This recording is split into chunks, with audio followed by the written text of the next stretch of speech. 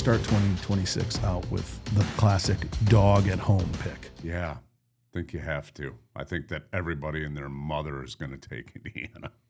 And how many times are the people wrong that, that take the favorite?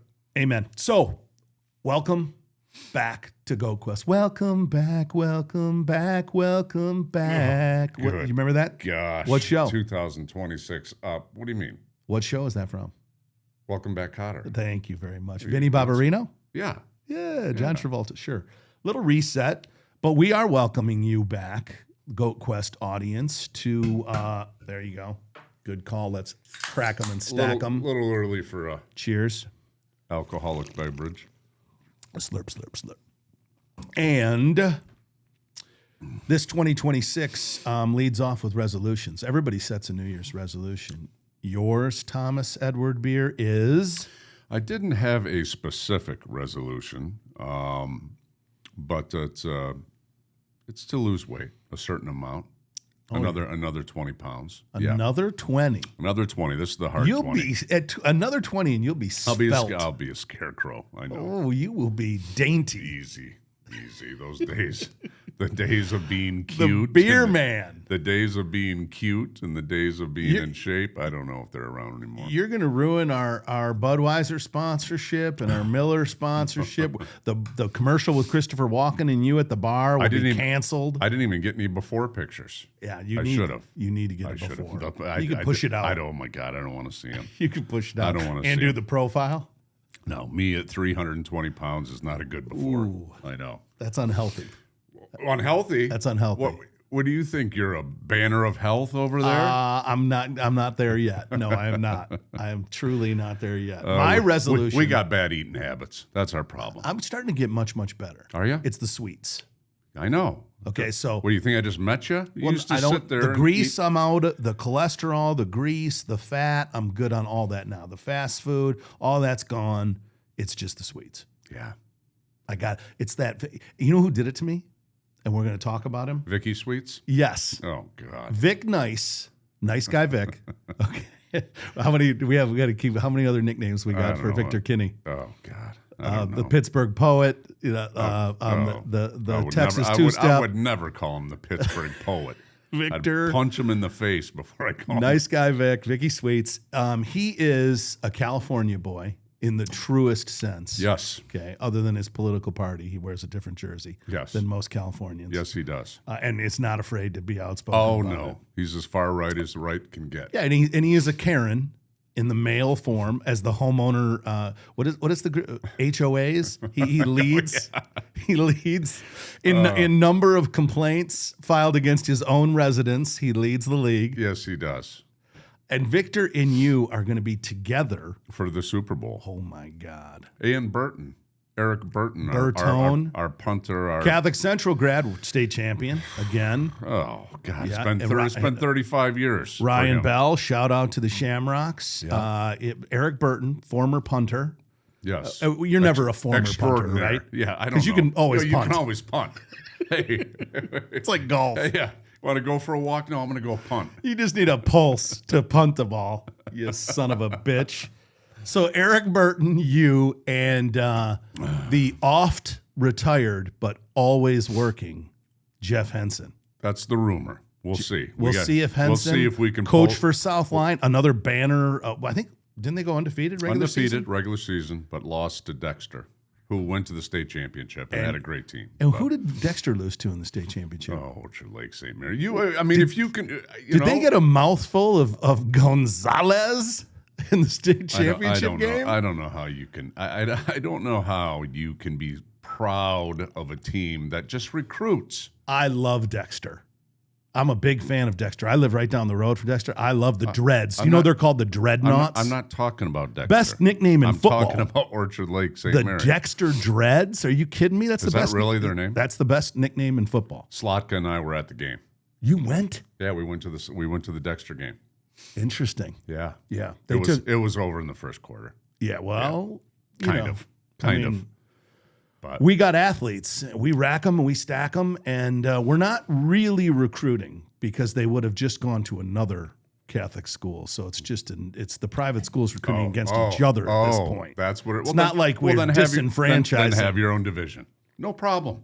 Have your own division. I believe that. I think that's true. You should have your own division. I think the Catholic League champion should just be anointed state champion every year. You know, but it has changed. It actually has changed the last few years. A lot of public schools, like, you know, West Bloomfield, right? They're not recruiting. That was the Bellamy era, right? They're not recruiting, but they're recruiting.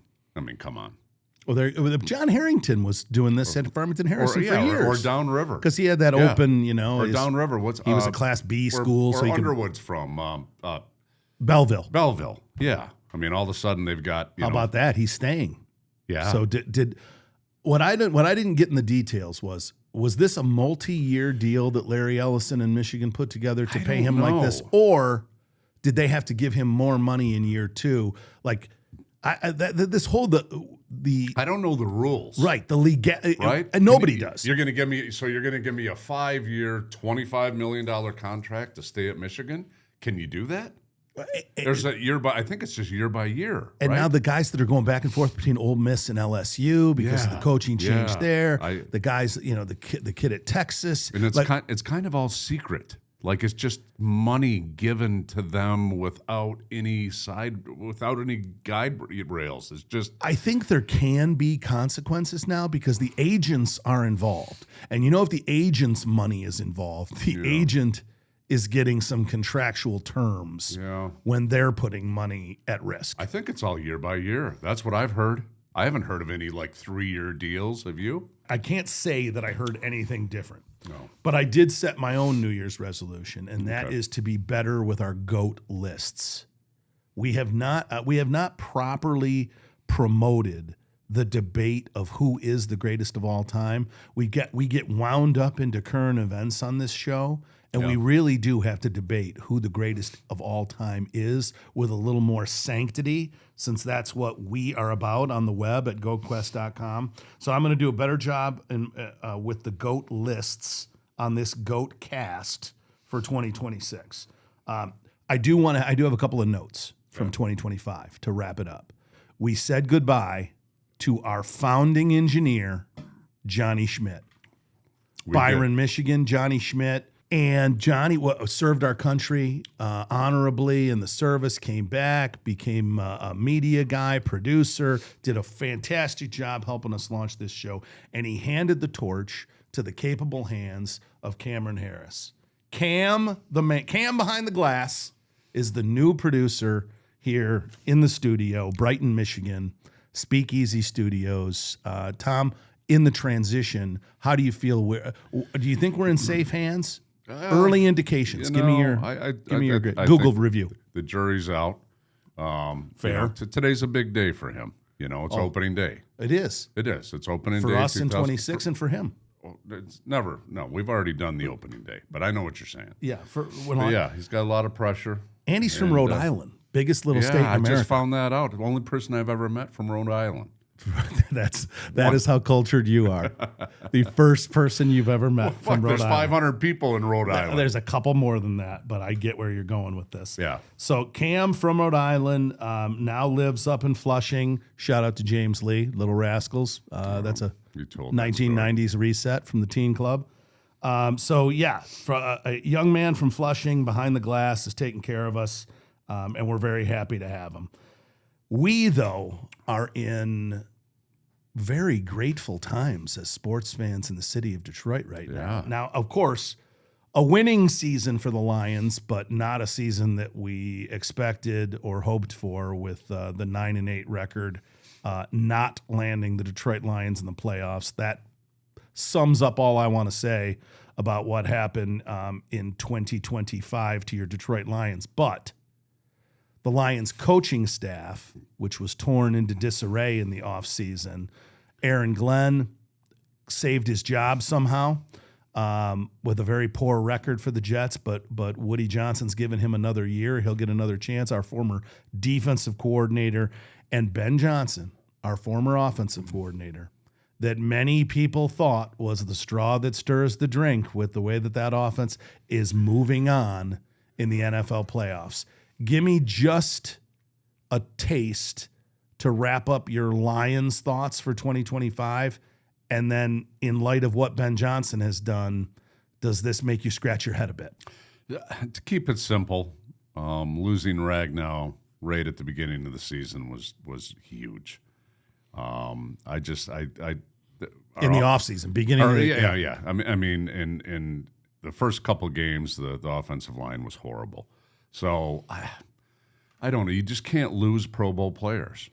I mean, you've got to replace them, and we didn't. I thought Glasgow played okay at the end. He had a couple horrible games at the beginning, but the replacement and the people around him just weren't good enough. I mean, there's how many times were you watching a game where you saw 10 names out there? I didn't know.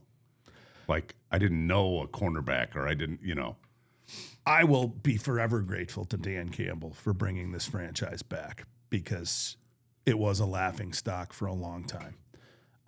And he's done wonders in rectifying the program.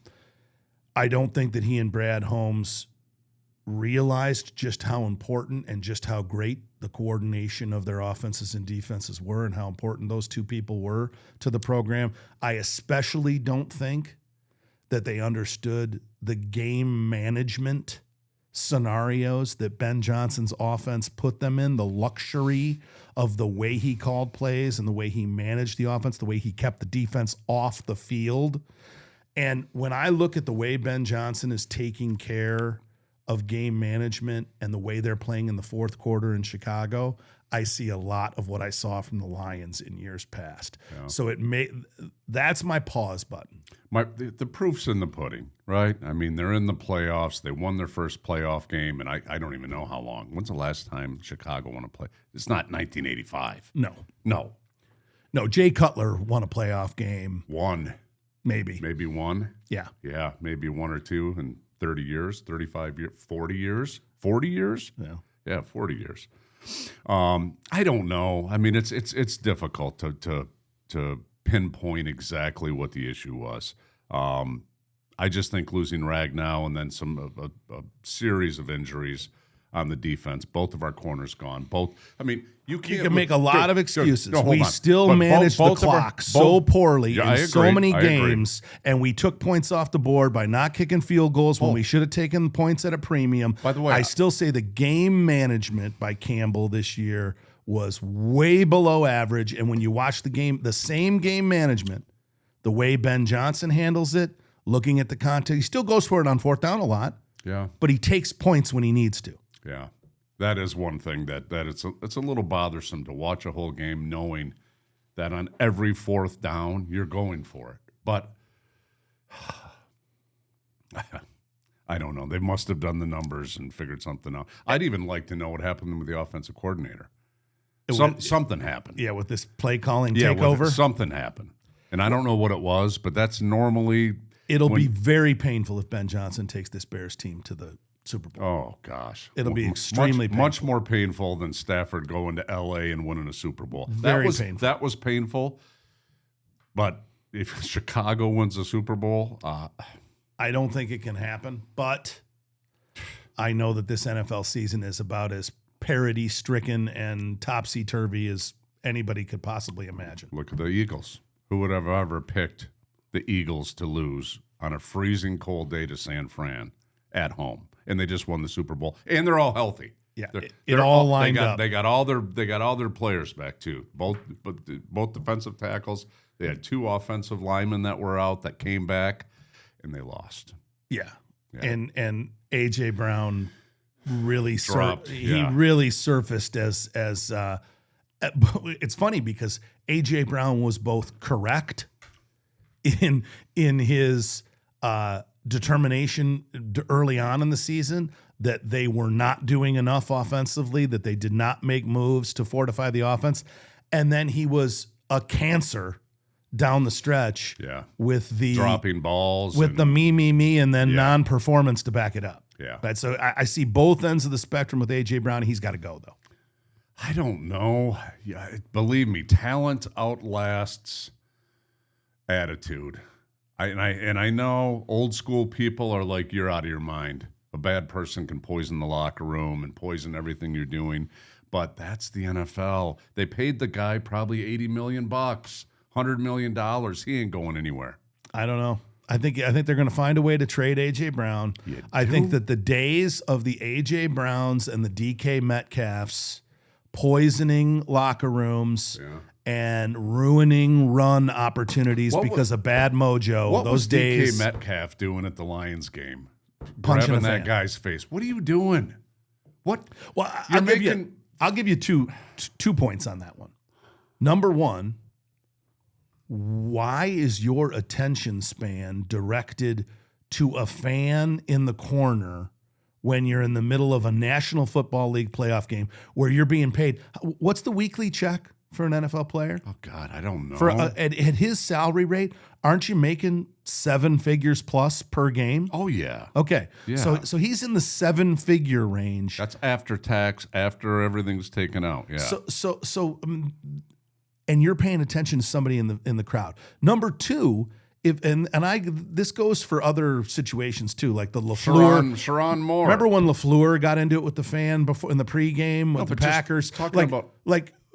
Why isn't the security of the team minding its players? If I'm the Steelers, my own security is getting fired I allow my All-Pro to not have 2 people right next to him, ushering him back the other way. I think most teams have that now. I know the Lions have that, but I'm with you. I mean, just the idiotic things people do. It just never stops. No, since we're on the playoffs, let's stay in the playoffs. Okay. Steelers out. Steelers Texans embarrassed them. It was really all fourth quarter. If you want 3 quarters of nip and tuck, not being able to get it done, turning the ball over. I didn't watch fourth quarter because I wasn't up that late. Oh, so you left at 7-6? Oh yeah. Oh jeez. So 7 to 6. I saw it this morning, but I didn't see the game. Now, people who watch the game know that 7-6 was a facade because Stroud turned the ball over 3 times. Yeah. They should have had at least 2 more scores, and that game should have been a runaway. But it all happened in the fourth quarter, 23 unanswered points against the Steelers. Obviously, DK Metcalf, much like A.J. Brown, not a reliable source of offense. Yeah. You could see how frustrated Aaron Rodgers was early on in the game, not able to get it done. But Stroud somehow, and that defense, that incredible Texans defense with Hunter and Anderson and Stingley and Al-Sharif. I mean, those guys can just go. That's fun. That defense can beat anybody. Can you imagine being a linebacker on that defense and just, obviously we're not good enough. No. But to have that type of talent and have guys making plays, it's infectious. That defense can go. Yeah. They are hosses. They are beastly. And they're going to be trouble for the Patriots in New England. Yeah. I was surprised with the Patriots. Their defense has really stepped up and played well. That's the opening game Sunday afternoon. Are the Patriots, we said this off camera, are the Patriots for real? Yeah. Is this thing real? I think they are. Is Mike Vrabel actually creating, and this is our GOAT list, so I want to plant the seed for the end of the show. Our GOAT list is the greatest turnarounds in the history of sports. What are the greatest turnaround stories in the history of sports? We've done best comeback in games and things like that, but this is like turning the whole thing around. Yeah. Right? Is Mike Vrabel on the precipice of one of the greatest turnaround stories in the history of sports? I think so. And, he's probably one of the coaches that I think is completely old school. And he is. And he's making it work. And Akron, Ohio boy. And I think there's a very few people out there like Dan Campbell or Vrabel that can sell it and keep that consistent message. It's tough.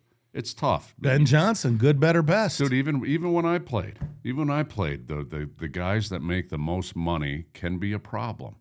In dealing with that, when they're making way more money than you, is a problem. So maybe they've figured out a way to do it. I think there's a few people that can do that in the NFL, but not many. Vrabel comes into a team in utter disarray, suffering from the Belichick hangover, suffering from the Brady departure and the inability to replace the quarterback. Obviously, they had the rookie quarterback who showed promise, but, you know. I bet if you asked Vrabel. Josh McClain, I mean, they bringing the offense coordinator back. If you asked Vrabel if he knew this was going to happen before he got there, he'd say, hell no. No way. No way. Not my first year. No. I agree, but with Josh McClain, with bringing back the Brady Patriot way offense, yeah, having the pieces. I mean, the Ellis kid is absolutely fantastic at the linebacker position. You know, they beefed up the offensive line. They protect this guy well. Yeah. They don't have any stars other than Drake. Their quarterback, May. yeah. Right. Other than Drake May, who's in the MVP conversation. Is Drake May making these guys that much better? Or is this just an overall underrated team that we left for dead? I think it's an overall underrated team that we left for dead. Look what the defense did last game. That's defense. Drake May doesn't play defense. No, he does not. So, I mean, who knows? Sometimes things just come together. You have a couple draft picks that come in and start. You got to have that. Yes. Right? Maybe a couple trades you make in the offseason. The guy was unhealthy, now he's healthy. And you just got to kind of get lucky. I mean, because everybody's got the same amount of information in the NFL. They're given 3 at home to the Texans on Sunday. So, given 3, for those of you who are new to gambling, pretty much means when you're the home team given 3, the bookies think it's a push. The bookies give 3 to the home team in most cases. So they basically think these are 2 evenly matched teams. Mm-hmm. I can't disagree. No. I if I had a gun to my head, I'd take the home team. But God, and it's hard to bet against the other team also. So that Texans defense. Yeah, I'm going to take the Texans because I believe in their defense. I am fully prepared to be wrong, however, because the Patriots have proven me wrong all year. Drake May has proven me wrong all year. If he can do it against that Texans defense, if he can spin it the way he's been spinning it the second half of the season against that defense, then I'm going to pick him to win the whole thing. Because I agree. And look at the running back they got from Ohio State. The guy's an all-star. Yeah, well, right? I mean, the tandem. I mean, both of them are playing great. Yeah. Travion Henderson is special on the return game too. Yeah. Right, and that's the thing. They're doing it in all 3 phases, and that's what you like about a Vrabel team, that he came in and made it a comprehensive makeover. This team does not have weaknesses. No. Similarly, the LA Rams have been near the top all year long. Matthew Stafford has had a phenomenal year. He and Drake May are kind of the 2-headed monster here going down the stretch for the MVP. The Rams are -3.5 at the Bears. So that means they think the Rams are about a touchdown better than the Bears. And again, I can't disagree. No, I think that's a fair line. You know, that's the thing too. You got to look at injuries. I think especially this time of year. But then again, it's not the easiest thing to do to pick a line looking at injuries and, you know, try to guess who's going to play well. You got to take the Bears at home. I would take the Bears. I'm going to disagree with you again. There, okay. I'm going to take the Rams. I think Stafford, unless the weather is like snow, sleet, unless the weather becomes just forces them into non-passing ability, right? Yeah. If they can throw the football, Matthew Stafford is not afraid to play in bad weather. There's no storyline here that says the Rams can't do it because it's outdoors, and the Bears' defensive front is banged up. Yeah. They are suffering injuries. They are. Well, I mean, I'd have You don't want to have weaknesses in your defense when you're going against Matthew Stafford. No. Puka Nacua. I mean, they're getting it done. But at the same time, every team's got so many injuries this time of year. So, yeah, did the Lions have the most in the NFL? Yeah, they had the most starters out in the NFL this year. I think it was like 15 were out. So, yes, that matters, but every team's got injuries this time of year. Other side, great win on the road, going and beat number 2 Jacksonville Jaguars seed. The Broncos are the number 1, but obviously the Jags were right there going down the stretch. Same record. Big win for Josh Allen. Found a way to get it done. Their defense did not look great at moments during that game, but they found a way to get past the Jags. Now they go into the number 1 seed, Denver Broncos, back at Mile High Stadium. And this is like the Patriots and the Broncos. It's like we're back in an AFC from the Peyton Manning, Jim Brady era. Yeah. I actually thought Jacksonville would win that game. And, obviously Josh Allen did some magical stuff like he always does to get the touchdown. But I just think their defense is too banged up. They have one of the worst run defenses in the NFL. The Bills do. And somehow they make it work. They figure out a way to win. But Josh Allen, he had a couple injuries in that game also. So he's going to be banged up a little bit. I like Denver. I like Denver too. And I think that the odds makers have really insulted them. It's 1.5. Is that what it is? That's it. I was going to ask you that. That's the Josh Allen effect. Like, hey man, I know that, he's married to an actress and he gets on every commercial and you're seeing a lot of promotability for the NFL. The storyline with Mahomes not being in the mix this year is this Josh Allen's moment to ascend. Denver's defense is just a mother. I agree. I mean, Nick Bonito. And they're healthy. Last time I looked, they were healthy. They got a couple nicks, but they're healthy. You run down the list. The DBs, they're good. Surtain? Yeah. Are you kidding me? They're tough. They are formidable across the 11. 11 helmets on defense. Every single player running to the football. If you haven't gotten a chance to see the Denver Broncos play defense with a week off and all that time to prepare, I think the Bills are in deep, deep trouble in Denver. Yeah. I don't know. The week off really should matter, but look at the college football playoffs. All the teams that got the week off, almost, besides Indiana, lost. I think Denver's entire depth chart, though, is back and ready to play. Yeah. I mean, that's when it helps you, right? Yeah. They got some questionables, but you know as well as I do, if you're a questionable in the playoffs, you're playing. Yeah. 49ers at Seahawks. This is the most interesting matchup to me. I'm glad we saved it for last. I can't believe the Seahawks are -7.5.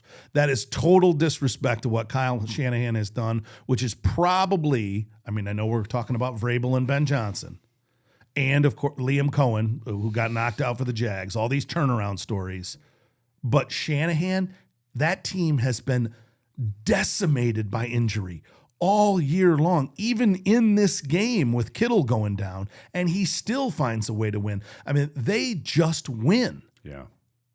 Shanahan, to me, is probably coach of the year, given everything that they had to go through defensively. He won't get it because Vrabel and the rest of these guys have turned their entire programs around.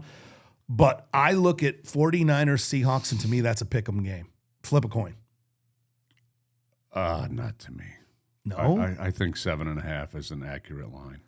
You think the Seahawks are going to win that game at home by 7? At home, yes. Yeah, I really do. They're healthy. They've won all year. What are they?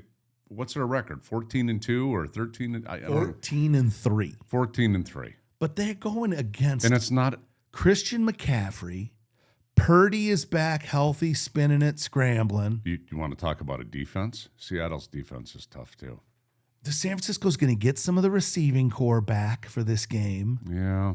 Maybe Kittle will be out, but they're getting some people back for this game. I just like the run game. I like their defense, and I think that the quarterback makes plays. What about McNasty? McCaffrey isn't going to blow what used to be a roof off that place? No. You think he is? You think he's going to rush for 150 yards? With the receiving, I think he might go for 170. Yeah. I'm a believer in what San Francisco does on both sides of the ball. I know that the Seattle defense is very similar to Denver's. They've been stingy all year. Yeah. I know McDonald is a great coach.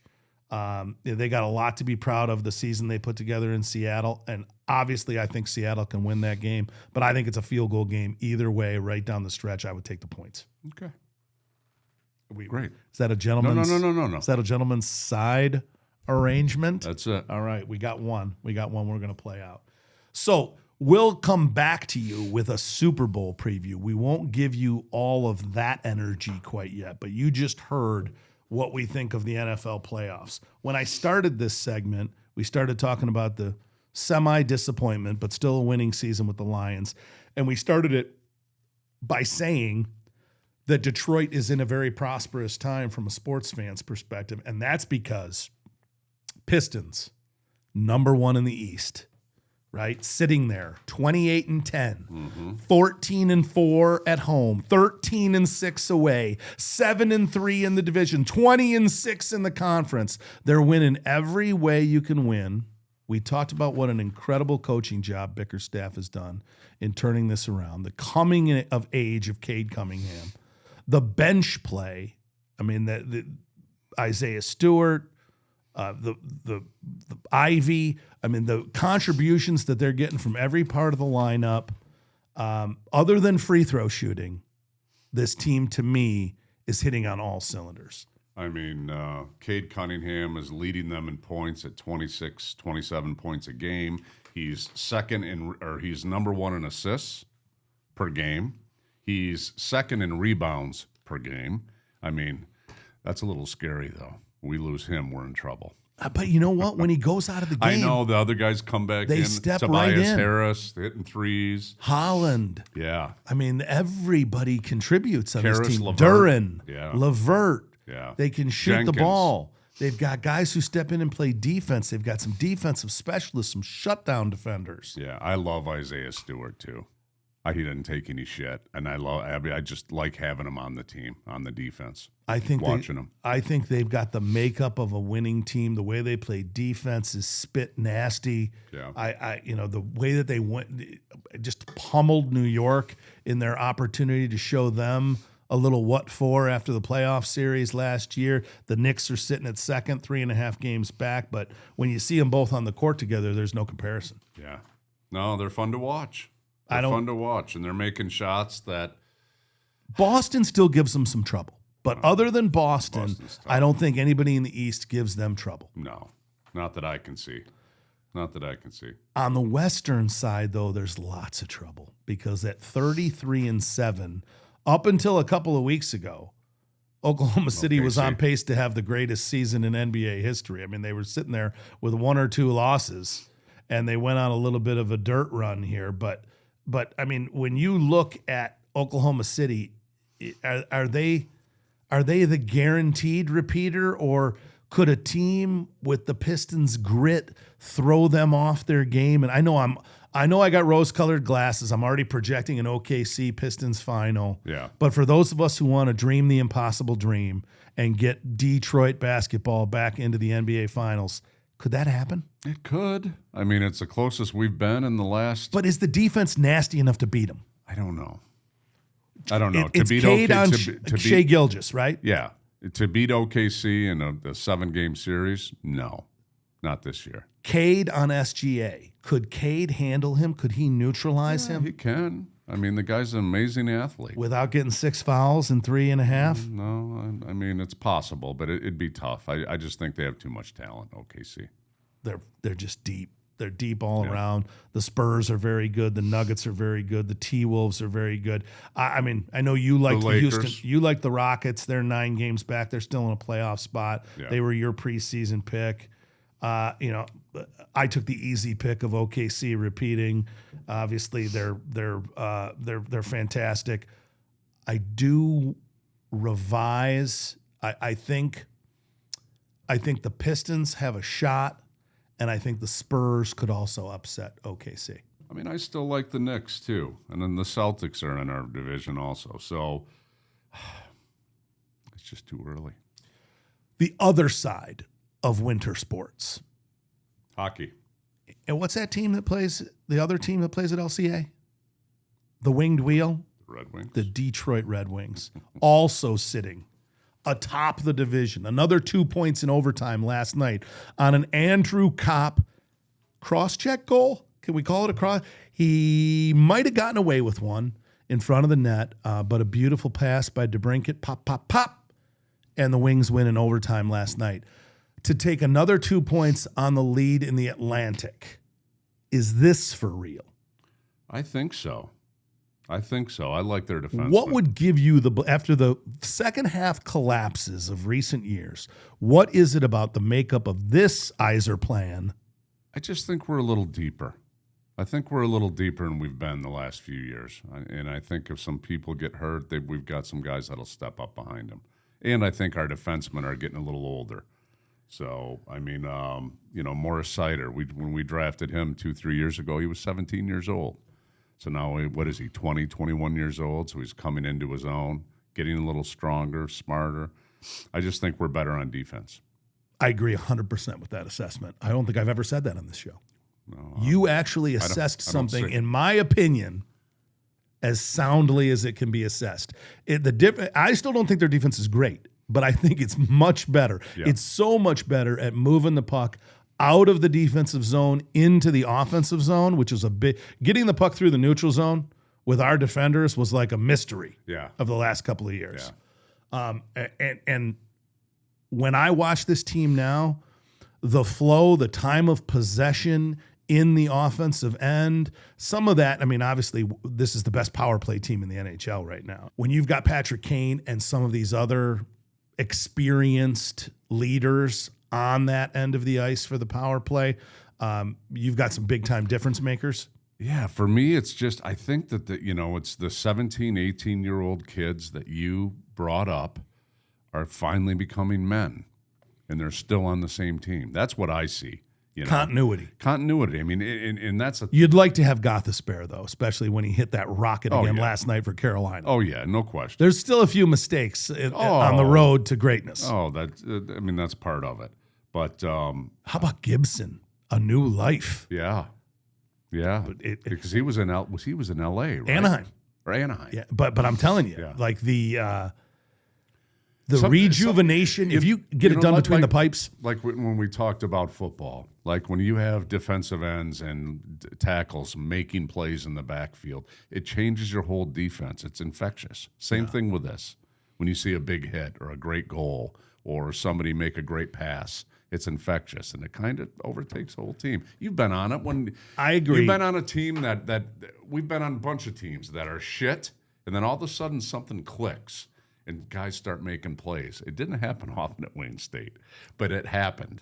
When it happens, it's fun because it's not all about you. It's about the team making plays. And we were our little Wayne State reset here, we were awful. Yeah. Okay. Talent-wise, awful. Skill-wise, awful. Depth-wise, worse than awful. But the want to factor. Oh, yeah, want to. The desire and the so let's transfer that to this Red Wings team. I'm not saying that these guys don't want it. They obviously want it. They're obviously hardworking. They're obviously professional. I question playoff toughness. Wow. When you watch a great playoff team in the modern NHL, it isn't slick scoring. It isn't the Toronto Maple Leafs theory, right? That's not what's been getting it done.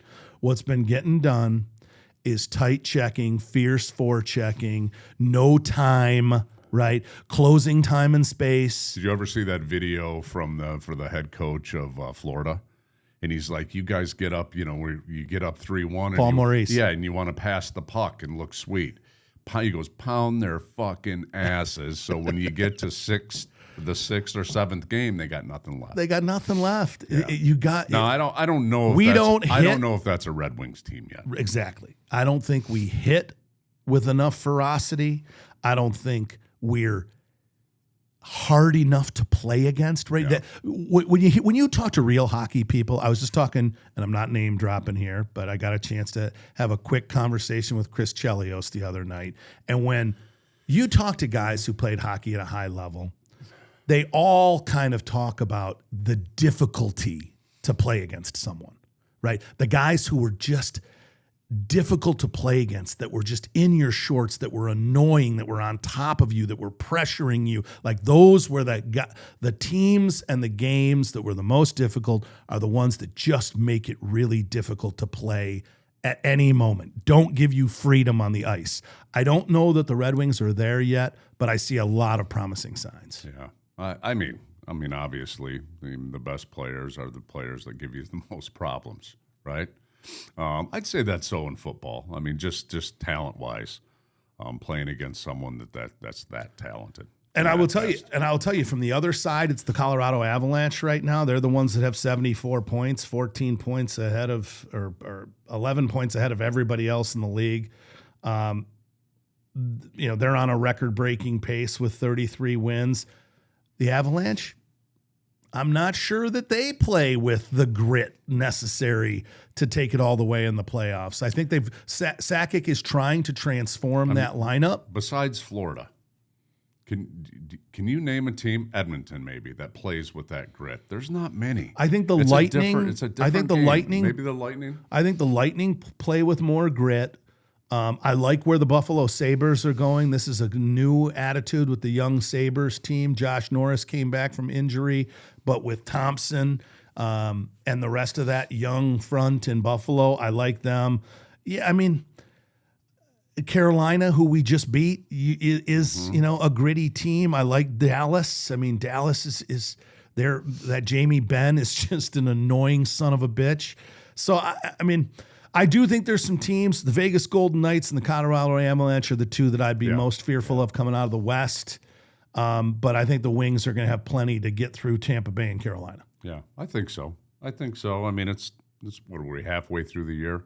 Their All-Star break is coming up in a couple weeks. So, yeah, I mean, we're playing well. We could play with anybody, but I'm with you on the defense. I think we've got to toughen up. So that leads us to the national championship preview.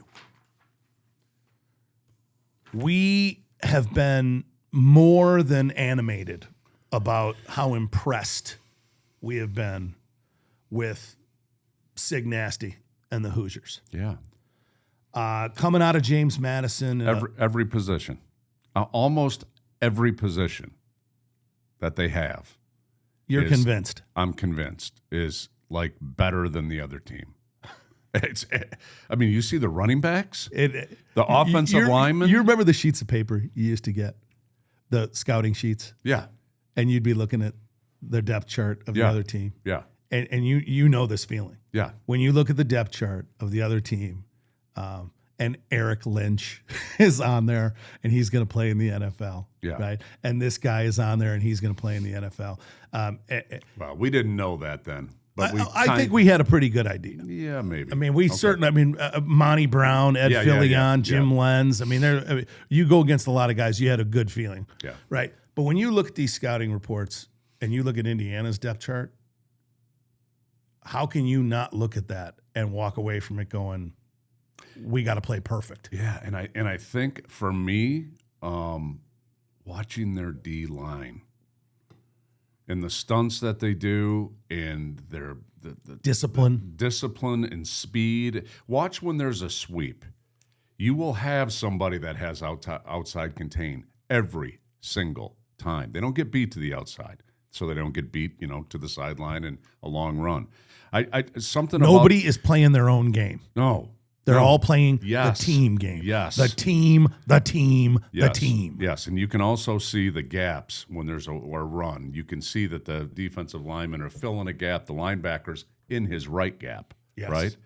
Every time. You remember those Baltimore Ravens defenses with Ray Lewis in the middle? Yeah. The Ed Reed on the back end, the team, the fills, the gap responsibilities, the contain, just almost impenetrable. That is what Indiana looks like at the collegiate level. Yeah. I mean, that's the thing to me. I mean, they look out. Their receivers look great. Obviously, their quarterback won the Heisman. Their running backs are great. It's that D line. They just keep bringing them in too. They got like 8 of them. Yeah, they just keep circling them. Of consistency. Yeah, consistency. And the Fisher kid leading the way, orchestrating the defense. Yeah. Pons on the back end, taking big plays to the house. I mean, I almost think like you don't even have to be a great linebacker to be a linebacker on Indiana because you know what your gap is. It's what we were talking about with the Texans. Correct. You know what your gap is, and you know the defensive linemen are going to get to the ball. You get to run and hit. Yeah. And that's the most fun football can be. No question. You don't get blocked. For those anybody who's ever played the linebacker position with great D linemen that understand how to take on a double team and can have gap control, it is the most fun thing you can do in football because you just seek and destroy. Yeah, agreed. Yeah, we used to, if you remember in college, we ran the stunt 4-3. And the whole idea of the stunt, the offset offensive defensive lineman, is to eat up 2 offensive linemen. That's right. That's it. And now they go into Hard Rock Stadium. Yeah. Probably the only saving grace for Mario Cristobal and the Miami Hurricanes is that they've got home field advantage. They should have a strong Miami, the U is back crowd with Michael Irving on the sideline and Ray Lewis. All the pomp and circumstance should be in town. I don't think it's going to be enough. That's my secret.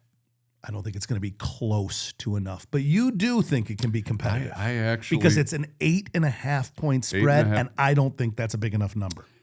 I think Miami has the athletes to do it. Tony, the freshman. Yeah. Carson Beck, on his. Yeah, and they've got a quarterback that doesn't give a shit that's playing well.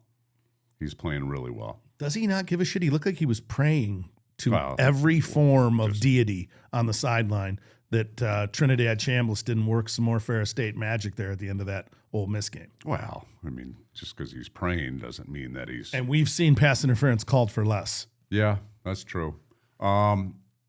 I don't know. If there's one team out there that's hot right now that could take him down, it's Miami.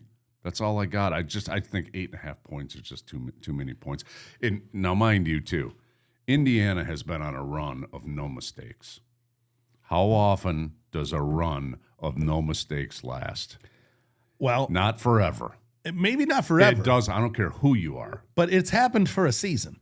Yeah. Right? We've had perfect seasons. Yes. Could he have We saw the University of Michigan and Jim Harbaugh complete a perfect season recently. I don't think Miami will win. I think they'll cover. That's all.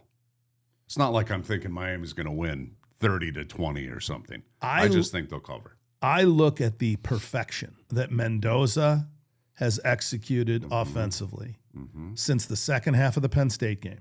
He struggled in the first half against Penn State. A hell of a defense at Penn State, even though they were in disarray all year.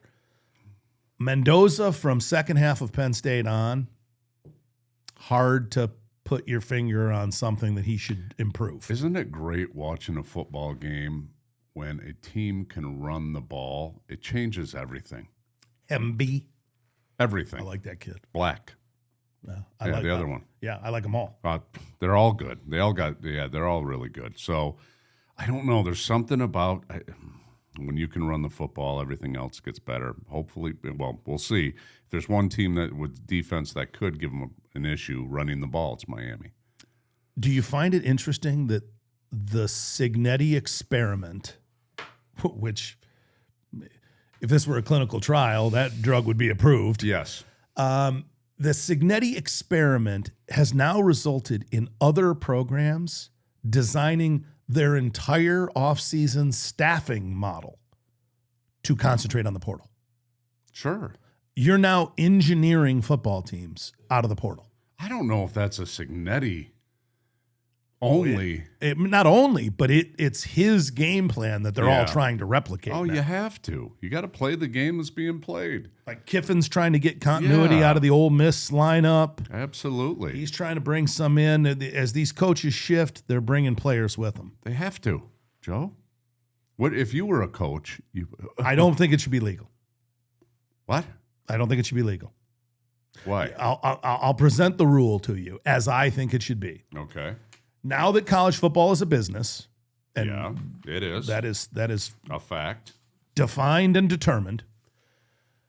It should have to operate like a business. When you are an employee of a business, you are not allowed to take other members of that business with you when you leave. It's commonly referred to as a non-circumvent, right? Mm-hmm. So you have these clauses in almost every kind of a contract for a reasonable company. That you're not going to take current active employees that are part of your business with you when you leave.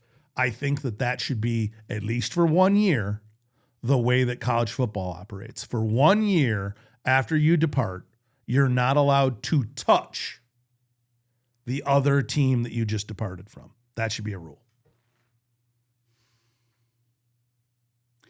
Why would it be any different for a university then? They can fire a coach. They can cut someone's If you fire him, you can take whoever you want. Okay. That's okay. I'm talking about you left of your own volition. You now have to respect the integrity of the program that you decided to leave. I don't think it's a bad idea because you're bringing in kids and telling them they're going to be there for 4 years and you're going to be with them, and then you're not. So I get that, but it's a slippery slope. You start making, there's got to be rules that come in that they don't have. We got to have some law, boss. Yeah. I mean, there's got to be some law. There's got to be something that stops this. A guy, let's just say Underwood decided to leave this year. He would have left. He gets to keep all of his money. The whole maybe. What do you mean maybe? These contracts, they're also opaque. Yeah. We have no idea what's really in them. Yeah. How much did he really get? What does he have to do to get it? I think he got 6 or 7. I know. That's what we all think. Yeah. Right? Yeah. Who knows? It is kind of secret. It's shrouded in secrecy, these Yeah. deals. We have no idea what's really going on, what the real salary cap is. Some people think Dan Lanning might have spent $38 million on this Oregon team, and they didn't make the final. Really? With Phil Knight's money, big Nike money. Wow. I know there's a lot of the Michigan basketball players that are making $4 or $5 million. And we know Mark Cuban put a ton of money in Signetti's hands to go back in the portal and keep this train rolling. I didn't know that. They're all showing up. I remember when John Cougar Mellencamp was the guy who was putting the most money into Indiana football. Now you got billionaires rolling in there. Yeah. Mark Cuban's coming back into the fray. Yeah, there's so many. It's just so much money in the system now for everything. Everybody's got money. It's all the money that Oregon has with Nike and Phil Knight's empire. Yeah. $38 billion, I think he's worth with a B. No, I think it's more than that. Wow, that was the number I saw. I think it's like 60, but it's something so stupid. He's worth a lot of money. And they had to come up with that uniform that we saw. You don't have one person? We couldn't have got one person who knows the color spectrum. Oh, shit. Oh, my God. So the national championship at Hard Rock, 8.5-point favorite, the Hoosiers. I like the Hoosiers to cover that. I told somebody this the other day. If you put a gun to my head and I had to pick the score and the differential at the end of this game, I think it's going to be something like 38-14. I think it's going to be 24-20 Indiana. I think they win by 3 or 4 points. You think they cover? And I think they cover. Carson Bex finds a way to keep them in the game. I think so, and I think their defense is playing great. Their DBs are tough. They're awesome. Their defense is physical. They get to the passer. So's Indiana. But I just think they've got enough to stay with them. I think Signetti goes perfect. I think we've never seen somebody so focused. We've never seen a coach do what he's doing at the clean the house program until he doesn't. And I hope that, for them, it would be great. It would be a great story. Heisman winner. To win the college football championship, it would be a great story. You just hope they don't have one of those games where shit goes wrong. God, he's got the best receiving core in football, too. He's got Surratt, Cooper, and Becker. Yeah, they're big and fast. Great receivers. I know. Okay, enough about Hoosier madness, because who's your daddy? Who's your daddy, Tom Beer? Because we got a list. We got a GOAT list here of the greatest turnarounds in sports history. I'm going to give you the first shot over the bow. First shot, the 2004-2005 Phoenix Suns. They went from 29 wins one season to 62. 29 to 62 wins. And the only person that was different was Steve Nash. Steve Nash, back in 2004, 2005. I do love me some Nash. You see him freaking out on the ref the other night, losing his shit. Yeah. Spiraling out of control. I love it when a guy melts down on the sideline. Shows that he's passionate about the sport. 1997, my number 4 spot is 1997 San Antonio Spurs. 20 wins to 56 wins. You're coming up with all these basketball ones. And they drafted Tim. That was Tim Duncan's first year. My basketball one. Maybe you got. That's all I have. My number one's basketball. My number one. Well, I have a number one in basketball, but it falls down to number 5. Oh, you did. You did it by sport. Well, I'm thinking it by sport. Oh, okay. Is it the Celtics? It is the number 1. Yeah. 06, 07, when the big three, but the first super Kevin team. Garnett, Ray Allen. Jesus Shuttlesworth, you mean? Huh? Jesus Shuttlesworth, Ray Allen. You remember from the movie? Oh, that's right. Yeah. That's Jesus right. Shuttlesworth, Ray Allen, Kevin Garnett, the first super team. But that team was awful the year before. What was it? What was their 24 wins to 66 wins. 24 wins. 24 wins. They weren't even in the zip code of the playoffs, and they won the whole damn thing. Yeah. That's pretty incredible. The Celtics of 07, 08, that one is pretty incredible. That's your number 1? That's my number 1. My number 2 is football. The 81 San Fran. 1981 San Fran. When Bill Walsh. They were 2-14, correct. They brought in Bill Walsh, and they won the Super Bowl the next year. The Bill Walsh West Coast offense. Yeah.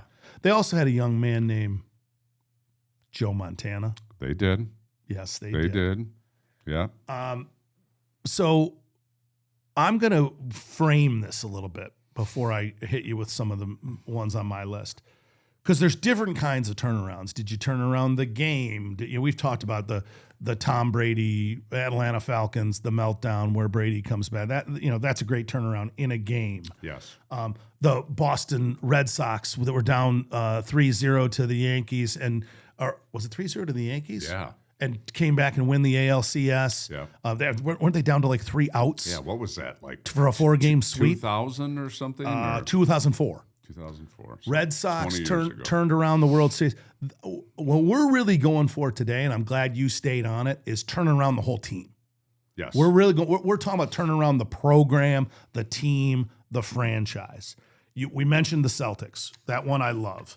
I'm going to go upstream from the Celtics, and I'm going to mention the Jim Leland arrival in Detroit. I know this one doesn't get thrown up statistically as impressively, but the Detroit Tigers were the laughing stock of Major League Baseball. The Alan Trammell Tigers, if you remember, you go all the way back, they won 43 games. They lost 119 games, tied the worst team ever. Then they had 2 dismal but not quite as shitty years with Trammell where they were around 70 wins. Yeah. Still major suckitude across the landscape of Tiger baseball. Jim Leland arrives on campus. You say suckitude. Suckitude. That's we'll let it go. Yeah. I made it up. They'll understand. I made it up. Leland in 2006 takes over, and they go from worst to first. They have 95 wins in his first year. But it isn't just that. For me, as a hometown guy, they had the worst ERA. They had the best ERA under Leland.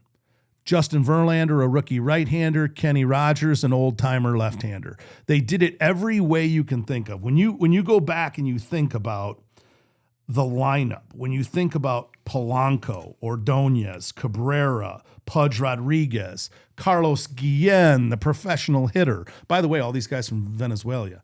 I wonder what's going on with them in Venezuela right now. All these guys that live down. These are all those great Tigers, Guillen and Ordonez and Miguel Cabrera. They're all from Venezuela. I hope everybody down there is safe. But when you look at that old Tigers 06 team going from worst to first in ERA, worst to first in on-base percentage, 119 losses 2 years earlier to 95 wins, I still can't believe they lost that World Series to the Cardinals. They were heavy favorites going in. I love Jim Leland. He will hold that turnaround, just like Dan Campbell has done for the Lions. That turnaround for me with Jim Leland will hold a place in my heart forever. Well, you lived through it, too. Yeah, and I was there in exactly. The ballpark. Reading something from 1950 and trying to interpret it into your, you lived through it, so I get it. But no, I think he was a great coach too. It didn't take any shit. I love old school coaches. I hate everything new school, I think. The other one in baseball would be what happened with the Kansas City Royals, where they were just awful and didn't make the playoffs for 27 years. And then from 86 to 2013, they were terrible. And then they just went on that epic run. Dayton Moore, the GM, rebuilt that team with Hosmer and Kane and Salvador Perez.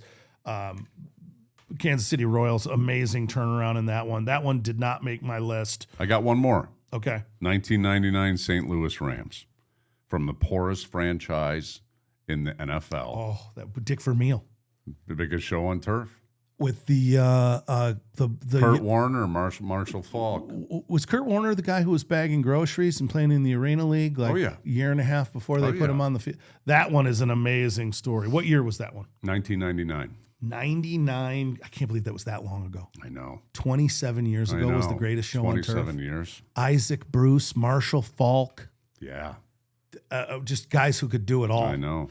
I love that team. I'm going to give you a couple golf ones. Oh. You did? Oh.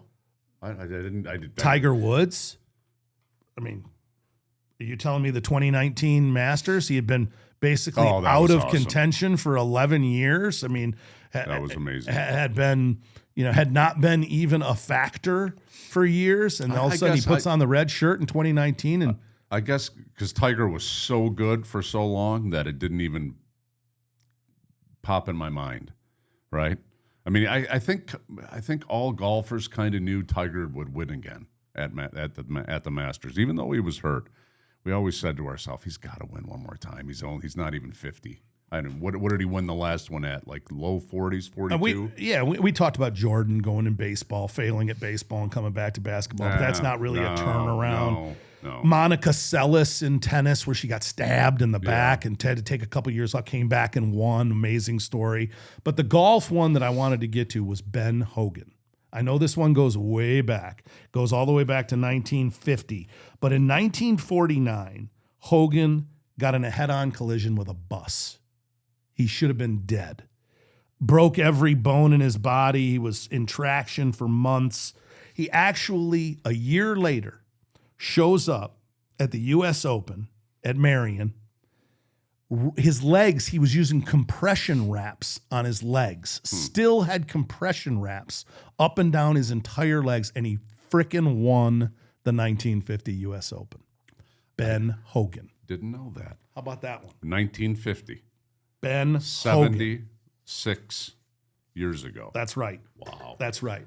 My number 3, we're into my top 3 now because we got to wrap this thing up at some point, but this is great talk, is also football, and I can't believe you missed it. The greatest up until what I think is number 1, the greatest turnaround of a college football program. The man's name is on the stadium in Manhattan, Kansas. Can you give me his name? No. Bill Snyder's miracle at Kansas State. Okay. They didn't win a game, much like our Wayne State Warriors, 0-11. They didn't win a game in Manhattan, Kansas for a couple of years. He took over, won a game in his first year, almost went 500 in his second year, had a winning season, almost went to a bowl in his third year, and by 1993, his fourth year, they won the frickin' Cotton Bowl and were on the national stage. From that point forward, Kansas State has been a really good football program. He even came back after taking 3 years off when they went kind of sideways and got them back into the conference championship in the Big 12. But Bill Snyder's run at Kansas State, taking them from the futile U, I think they were called, Sports Illustrated called them futility U when they were losing every game, right into contention. I actually think that brings up something that I don't think we've talked about this, but like the last 5 years, how about Michigan beating Ohio State 5 years in a row? Dude, that is a great turnaround. When Ohio State was the number 1 team in the nation, 3 out of the 5 years, and Michigan wasn't even ranked? Well, but even moreover, how many years in a row did Ohio State beat them with Tressel and Urban Meyer in the first round? Ohio State was on a 9-year run of their own. Yeah. So that was a turnaround. Yeah. In both ways. I just remember this time. I mean, every single time Ohio State was number 1 in the nation, almost, or top 5, right? And Michigan beat them, and they had no business beating, but they played a great game. They were. I'm going to give you another one that you just jogged. The worst to first World Series. Do you remember 1991? Shout out to everybody who graduated in 1991. By the way, a little retro throwback, little Thursday reset. I think this is coming out on a Thursday. 1991. Both the Minnesota Twins. Remember they got Jack Morris from us that year. Okay. And the Atlanta Braves. Glavine, Smoltz, Maddox. Both teams that year in 1991 went to the World Series after having been the worst teams in their respective leagues the year before. Really? Both of them went worst to first, and of course, Minnesota won the World Series that year. So that's a great one. But my number 2 is not that one. My number 2 goes into the sport where you cannot use your hands. Only one player is allowed to use their hands. The goalie. The goalie. And in Leicester City in 2015, do you remember this? No. You didn't follow Leicester City. I don't even know where Leicester City is. I don't even know what Leicester City is. You have no concept of the English Premier League story? Hell This is no. behind. I think they've made movies about Hell it no. by now. What? I'm pretty sure. What movie? This team, do you know how the English Premier League works with relegation? You just said 3 words that I don't even know what they mean. So I don't know why I ask. relegation. Relegation is one of the greatest things in sports. Okay. And you know me, I'm not a huge soccer fan. But what I love about the English Premier League and the way they run the league is if you finish suck-ass nasty last, you get your ass kicked out of the league. I think I did know that. Okay, that's relegation. Okay. All right. You get relegated down To a different division. to AAA. Yeah. Hey, you're out of the big time, buddy. You got to go figure it out down there and win your way back up. Okay. That's why, like, when you're watching this Wrexham show with Ryan Reynolds and right? They own a team. They're moving up, but they were lower, team. but they're moving up. They're like in the Champions League now, right? They're moving up. Every time you win the championship, you get a chance to move up and be better and better and better and get more and more money because the TV deals get richer and richer at the higher level. So this was a huge money thing, both losing money and gaining and getting more money. Leicester City almost got relegated. They were the worst team in the Premier League that got to stay in the Premier League. Going into 2015 with Jamie Vardy, and there's a whole story there too, but and Conte, the Foxes were 5,000 to 1 odds to win it. They're called the Foxes? Yeah. These guys all have nicknames for their teams too. Okay. Right. They were a 5,000 to 1 odds to win it. If you put $5, right? Get 25 grand. That's a lot of money. Yeah. For a small bet. Yeah. Okay. They won it all. They won the Premier League. And I don't think that not only will it never happen again at those odds because the odds makers will never take bets again at that level, but I don't think because the money has become so big in sports just in the last 10 years. Can you imagine the pressure that the referees, because all those guys fake all their shit. Right? Can you imagine being a referee in soccer? In a 5,000 to 1 game? Yeah, and everybody's falling down all over and shit. And, I got a bad ankle. Because there's some jackass who Leicester City his whole life been putting $100 on him to win forever. No question. That guy was in it, right? No question. For 500,000. Yeah. Right? Yeah. I mean, or more. Or more. Yeah. So that's my number 2. My number 1 should be no surprise to anybody. It's the Indiana Hoosiers. It's Curt Signetti. This is before they even play this game. Yeah. I'm making the bold prediction that they are going to win it to consummate. But I believe that the Indiana Hoosiers, people who watch ESPN think that because Lee Corso coached there, they were good once upon a time. No. This is the losingest football program in the history of football before Curt Signetti showed up. This was a doormat. They would pop up on the screen and have a competitive season once in a while. For me, that's what makes it. I would say that's probably number 1 too. That's what makes it number 1 is because they were never there. No. So a lot of these other teams we're talking about had a time in the 50s or the 60s, or the Lions won the championship in the 50s. They've never won anything. Never won the Big Ten. They were the basketball school that couldn't, like Duke and North Carolina have put decent football programs on not Indiana. They were the basketball school that was only ever going to be a basketball school. Yeah. They never put anything on. And it's kind of interesting that Bobby Knight, the icon of their basketball program, kind of a similar character to what Curt Signetti has brought to the football side of the agenda there. Yeah. Right? I mean, when you think about the way this thing has evolved. I mean, there's old school, and then you're talking about Bobby Knight, which is the oldest school you can get into. I mean, Ass hits bench. Best motivating factor. Yes. Ass to bench. Ass to bench. Ass hits bench. Yes. Ass sends signal to mind.